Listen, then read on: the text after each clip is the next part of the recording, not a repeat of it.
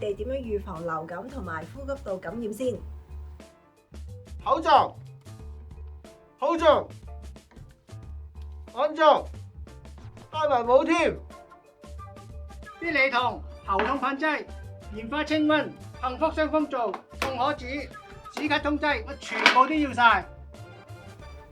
但係你哋都忘記咗能夠令你哋減低感染風險嘅維多斯。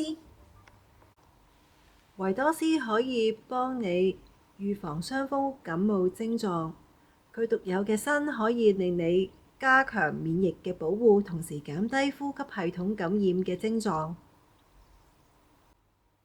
第一重防護保護皮膚細胞對抗自由基，第二重防護促進免疫細胞形成，以佐對抗病菌。